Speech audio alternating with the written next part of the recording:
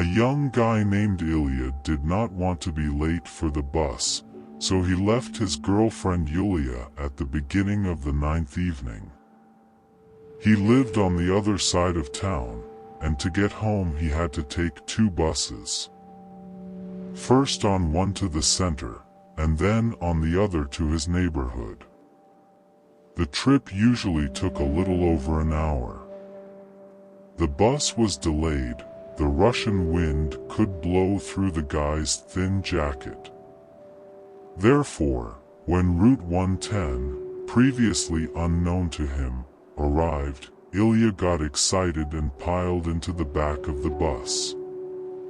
The bus route sign said Center, Terminal, which suited him just fine. The bus was almost empty. Its only passenger, a girl, sat across the atelier seat that had been pulled up. The conductor approached Ilya and took the fare. The warm air, the dim light in the cabin and the motion sickness of the bus were doing their job. Ilya fell asleep. Suddenly waking up, he noticed that the passenger across from him was gone. The lighting cut his eyes unpleasantly. Outside the window was a dry black forest. I was looking out the window, but there was no way I could tell where he was now. Damn it, I overslept my stop, Ilya thought with annoyance.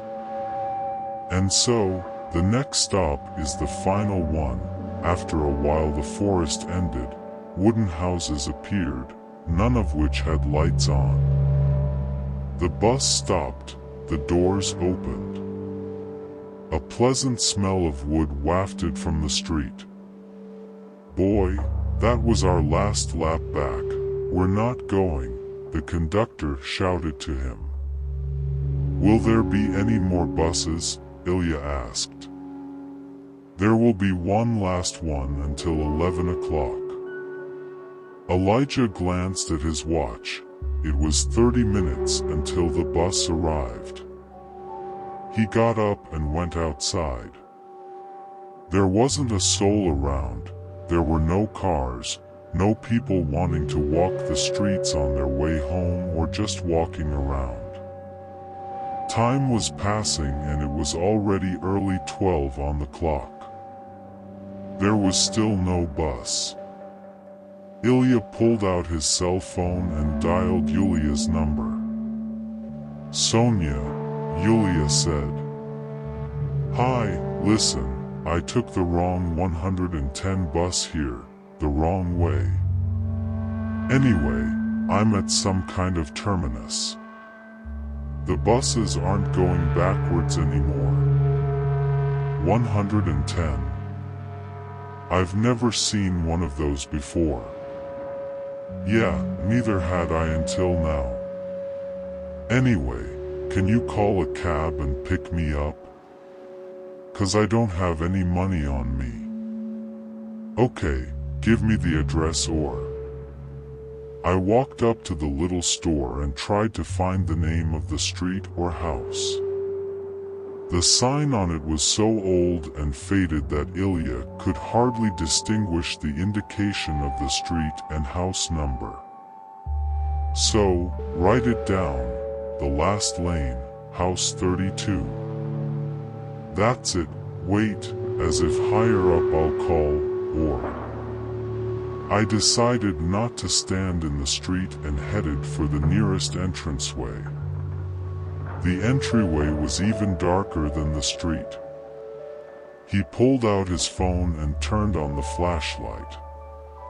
Suddenly he realized that he could smell rotten meat, rotting meat. It smelled very strong. It was becoming impossible to breathe. In front of the stairs lay a bloated, huge black cat with red marks instead of a muzzle and a ripped belly. It was still emphasizing slightly with its hind paws, smearing the thick blood.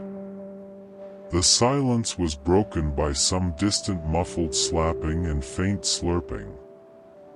The sound came from somewhere above. Something faintly creaked, and footsteps were heard. They came closer and closer. They were coming. Some small figure appeared on the stairs and stopped. It was slurping disgustingly. Her mouth was overstained with blood. In her hand she held a huge black rat, which she took a bite out of before Ilya's eyes. She started chomping again, a piece of skin clinging to his chin.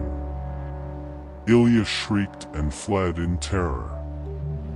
After running about 100 meters, he stopped and turned around, gulping greedily for air.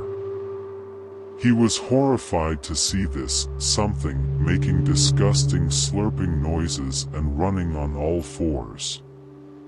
With the something with him, Ilya rushed to the next closest entranceway.